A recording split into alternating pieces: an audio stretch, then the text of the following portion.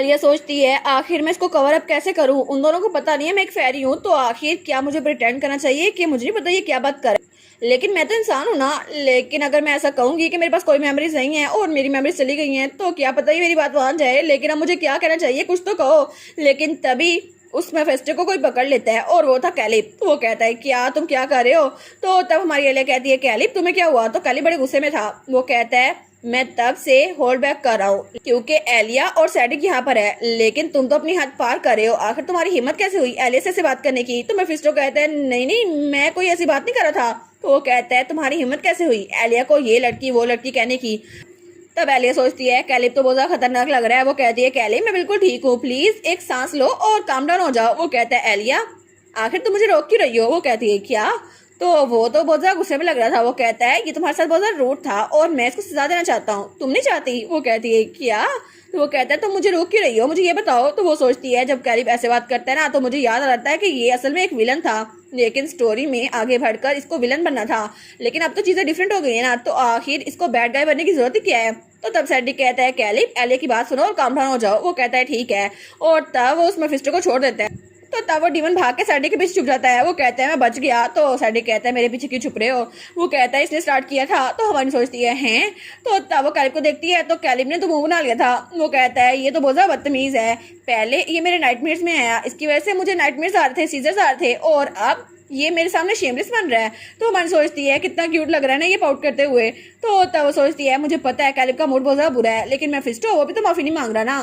तो तब वो कहती है ठीक है, लेकिन क्या हो कि अगर तुम उसके फोरहेड पे एक फ्लिक कर दो फिर तो सब कुछ ठीक हो जाएगा ना, ये तो अच्छी स्कोल्डिंग होगी ना। तो मेफिस्टो कहता है क्या आखिर तुम लोग क्या करने का सोच रहे हो। तो वो कहता है 3 फ्लिक्स, मैं उसके सर पे 3 फ्लिक्स मारूंगा। वो कहता है मुझे इग्नोर ना करो, मैं ग्रेट मेफिस्टो हूँ। और फिर वो कहता है ना करो ना ऐसे, मेरे साथ ऐसा करोगे तुम लोग रेग्रेट करोगे। तो सैडिक कहता है मैं इस बार में श्योर नहीं हूँ, शायद ये रिफ्रेशिंग हो।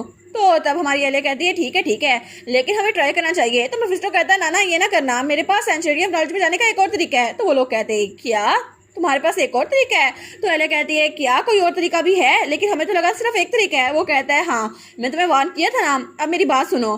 तो सैडिक कहता है सच में तुम्हें लगता है कि एक और तरीका भी है। वो कहता है ऑफ कोर्स मुझे पता है ना, मैं डीमन हूँ, मैं इतने सालों से जी रहा हूँ और किसी भी और इंसान को नहीं पता सेंचुरी ऑफ नॉलेज में जाने का कोई और तरीका भी है। लेकिन फिक्र ना करो, ह्यूमन वर्ल्ड के अलावा भी और बहुत सारे रास्ते हैं जहाँ से वहाँ जाया जा सकता है। तो वो सोचती है क्या सच में मुझे लगा था मेरिने स्टेट में एटी के जरिए वहाँ पे जाया जा सकता है और डेफनी वहाँ से जाती थी, लेकिन मुझे पता नहीं था उसके अलावा भी कोई रास्ता है। तो कैलिब कहता है अगर वो रास्ता है तो हमें बताओ, लेकिन असल में वो सेंचुरी ऑफ नॉलेज वो तो ड्रैगन की गुफा है ना, वहाँ पर कोई और कैसे जा सकता है। तो तब वो कहता है ऑफ कोर्स वहाँ पे कोई और जा सकता है क्योंकि सिर्फ इंसान नहीं बसते यहाँ पे और भी स्पीशीज रहती हैं जैसे फेरीज और एल्व्स और ड्वार्फ्स और भी सारी चीजें। तो तब सैड्रिक कहता है तुम कह रहे हो कि माइनर रेसेस उनको भी सेंचुरी ऑफ नॉलेज में जाने का रास्ता पता है। वो कहता है हाँ ऐसा है। तो कैलिब उसको पकड़ लेता है। वो कहता है मैंने एक्सपेक्ट नहीं किया था कि तुम हमें रास्ता दिखाओगे।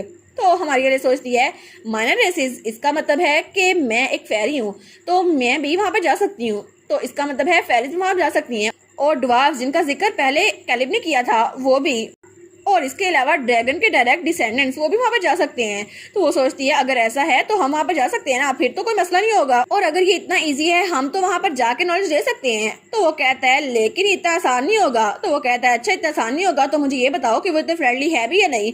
तो वो कहता है हाँ लेकिन वहाँ पे फेरिस जा सकती है ना, और हमें बस फेरिस से मिलने की जरूरत है। जरा देखो सही तुम लोग के सामने ही एक है। लेकिन हमारी कहती है क्या। तो कैलिब कहता है लेकिन फेरिस तो एक्सटिंक्ट हो गई है ना, तो वो यहाँ पर कैसे हो सकती हैं क्योंकि 200 साल पहले हमारा पहला एम्परर वो तो खुद फेरी था, लेकिन तब बगावत हुई थी और एम्परर को मार दिया गया था। तो सैड्रिक कहता है लेकिन कुछ मिक्स ब्लड फेरिस बची हुई हैं उनके डिसेंडेंट के तौर पर, और तब वो हमारी एलिया को देखता है। तो एलिया सोचती है सैड्रिक को लगता है मैं मिक्स ब्लड फेरी हूँ लेकिन मैं तो प्योर ब्लड हूँ ना। तो तब वो सोचती है हाँ बिल्कुल मेरी स्ट्रेंथ भी बहुत ज्यादा है और मेरे बालों का रंग और आंखों का रंग इसको लगेगा मैं फेरी हूँ, लेकिन अच्छा हुआ इसको ये नहीं पता मैं प्योर ब्लड हूँ। तो तब एलिया सोचती है लेकिन फिर भी अगर मैं माइनर रेसेस को ढूंढूंगी तो क्या पता मुझे और भी फेरिस मिल जाएं, और क्या पता वो मेरे बारे में जानती हो। विस्टो कहता है तुम लोग को फिक्र करने की जरूरत नहीं है ना, यहाँ पे एक प्योर ब्लड फेरी। लेकिन तभी हमारी एलिया उसको पकड़ लेती है। वो कहता है क्या हो गया। तो तब वो कहती है तुम लोग को यहाँ बैठने की कोई जरूरत नहीं है, हम लोग चलते हैं काम करते हैं। तो वो दोनों कहते हैं क्या। तो तब वो तो मेफिस्टो को पकड़ लेती है। वो सोचती है फाइनली हमें कोई और रास्ता मिल गया, तो अब टाइम वेस्ट करने का कोई टाइम नहीं है। वो कहती है ठीक है तो हमें माइनर रेसेस ढूंढनी होगी जितनी जल्दी हो सके उतनी जल्दी। और तब सीन चल होता है और हमें रात को महल का सीन दिखा रहता है और तब वहाँ पर एम्प्रेस खड़ी थी। उसके पास मेड आती है और कहती है न्यूज़पेपर आपकी रिक्वेस्ट के मुताबिक ले आया गया है। तो एम्प्रेस कहती है ठीक है, इसको यहीं पे छोड़ दो। वो कहती है जी जी। तो तब वहाँ पे हमें एम्प्रेस दिखा रहती है जो कि बहुत ही ज़्यादा खूबसूरत थी। वो थी रनालिका, एम्प्रेस ऑफ एम्पायर। और तब वो उस न्यूज़पेपर को देखती है, वो सोचती है सच में ये अभी तक मुझे ढूंढने नहीं आया है ना सेड्रिक। और तब वो सेड्रिक की तस्वीर को देखती है, वो सोचती है आखिर अब मुझे और क्या करना होगा जिसकी वजह से तुम मुझे ढूंढने के लिए खुद आ जाओ, क्योंकि मैं चाहती हूँ सेड्रिक कि तुम यहाँ पर आओ और यहाँ से मुझे ले जाओ। और तब वहीं पर खड़ी थी, लेकिन तब उस न्यूज़पेपर को पकड़ती है और वो सोचती है क्या तो ये लोग अपना हनीमून कैंसिल कर रहे हैं। और तब वहाँ पे बहुत बड़ी खबर छिपी हुई थी। तो वो सोचती है ऐसा लगता है वो लोग पब्लिक ओपिनियन को अपनी तरफ शिफ्ट कर रहे हैं ताकि सेंचुरी ऑफ नॉलेज में ना जाने का इल्जाम हम पे लगा सके एम्पीरियल फैमिली पे। लेकिन अच्छा ही हुआ कि उन्होंने ये किया, लेकिन उसकी वजह से एम्पीरियल फैमिली को बहुत ज्यादा बैकलैश सहना पड़ेगा और सब लोग हमारे खिलाफ हो जाएंगे, स्पेशली कॉमनर्स। लेकिन वो अपना सर पकड़ लेती है, वो सोचती है अगर ऐसा ही हुआ तो मुझे सेंचुरी ऑफ नॉलेज में जाने का इकलौता रास्ता खोलना पड़ेगा। और तब वो सोचती है पर मैंने इकलौता रास्ता अपना इस्तेमाल किया था जिसकी वजह से सेड्रिक मेरे पास आ सके और मैंने अपने अटेंडेंट को वहाँ पे भेजा था ताकि वो टेम्परेरी मैयर के तौर पर उस जगह को बंद कर सके। और वो ड्रैगन हमसे बहुत ज़्यादा नाराज हो गया क्योंकि हमने ये किया, लेकिन सेड्रिक को अपने पास लाने के लिए मुझे सब कुछ करना ही पड़ेगा। और तब वो तो कुछ और ही सोच रही थी और वो तो सेड्रिक को पसंद करती थी, पर एम्प्रेस तुम तो एम्पर की बीवी हो ना और सेड्रिक की भी शादी हो गई और ज़रा दूर रहो उससे। तो तब वो सोचती है मुझे वो दिन बिल्कुल नहीं भूलता, वो दिन मेरी याद में बिल्कुल परफेक्ट है जब मैं वहाँ बालकनी से उसको देख रही थी और तब वहाँ पर हर चीज़ नीचे गिरी हुई थी, लेकिन उस व्हाइट स्मोक के अंदर से भी मुझे वो साफ नजर आ रहा था। और तब एम्पर वो नीचे गिरा हुआ था और वो था सेड्रिक कैडिसल इंजेंटिया और वो बहुत ही ज़्यादा हैंडसम था और मैं कभी नहीं सोच सकती कि वो ऐसा दिखता था। लेकिन उसने तो एम्पर की छड़ी भी नीचे गिरा दी थी और उसने एम्पर को भी हरा दिया था। और तब अपनी नाखून चबाने लगती है, लेकिन वो सोचती है आखिर मैं अपने इस मसले को कब हल करूंगी, ये नाखून चबाने वाली आदत मैं कब खत्म करूंगी। लेकिन वो सोचती है ठीक है मुझे नॉक्शियस होने की जरूरत नहीं है, मैं बहुत ज़्यादा क्लोज हूँ।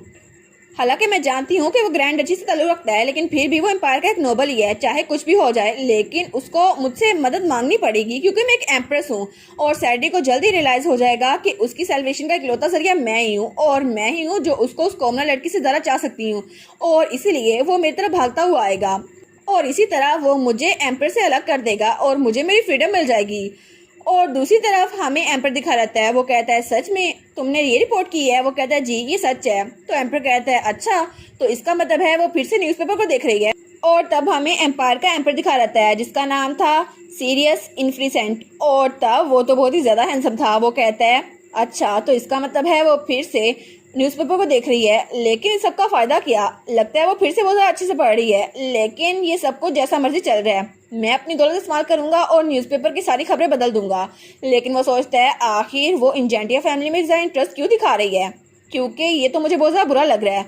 और तब वो सोचता है क्योंकि चाहे जो कुछ मर्जी हो जाए मैं अभी तक रनेलिका को समझ नहीं पाया कि आखिर वो सब कुछ क्यों कर रही है।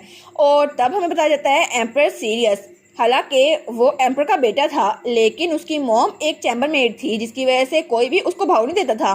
और तब जब उसकी मॉम मर रही थी तो उसने कहा था मेरे बेटे तुम एम्पर बनना ही होगा और चाहे कुछ भी हो जाए तुम एम्पर बनना। लेकिन तब सीरियस ने अपनी मॉम की बात मानकर एम्पर बनने की कोशिश की, लेकिन उसके भाइयों ने उसकी बहुत ज़्यादा बुरी हालत की और सब लोग उसको मारने के लिए उसके पीछे पड़े हुए थे और तब वहाँ से भाग गया। लेकिन तब उसकी किसी ने जान बचाई और वो लड़की वो वही थी रनेलिका जिसके बाल बहुत ज़्यादा सिल्वर थे और बहुत ज़्यादा ब्यूटीफुल भी और उसकी आंखें बिल्कुल पर्पल थी और वो तो बिल्कुल एक फेरी लग रही थी। और सीरियस का दिल उसी वक्त उसकी कैप्टिवेटिव ब्यूटी ने चुरा लिया। लेकिन तब सीरियस उसको कभी भी उसने ये नहीं बताया कि उसकी फैमिली कौन है और वो कहाँ पे रहती है। लेकिन बाद में सीरियस उसने तो और ज़्यादा ठान ली कि उसे एम्पर बनना ही है और तब वो एम्पर बन भी गया।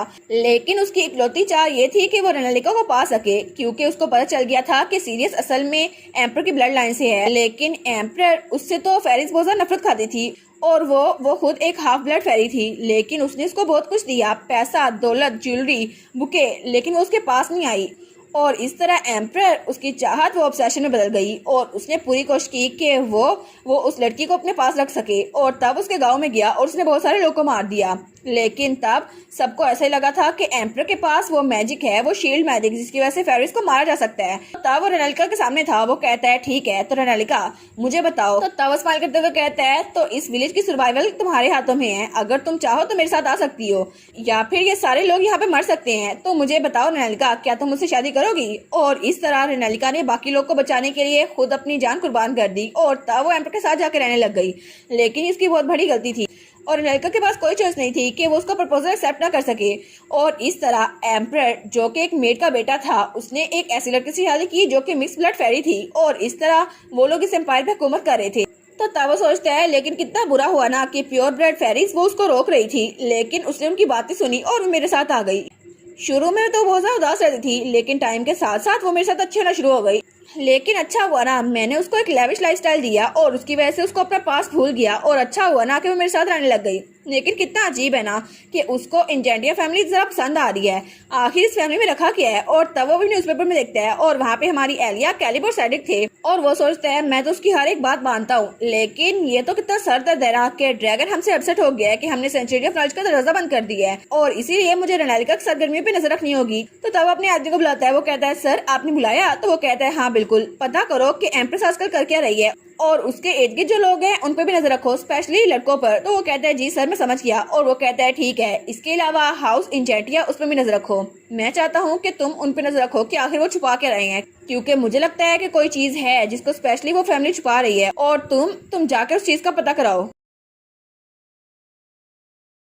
और इसी के साथ ये वाला पार्ट यहीं पर ख़त्म। तो आप लोग बताइएगा आप लोग को ये पार्ट कैसा लगा और वीडियो को लाइक और चैनल को सब्सक्राइब लाजमी कीजिएगा। बाकी वीडियोस का लिंक भी स्क्रीन पर नज़र आ रहा होगा तो काइंडली उनको भी चेकआउट कर ले। और thank you so much for watching my videos. Stay safe, bye bye.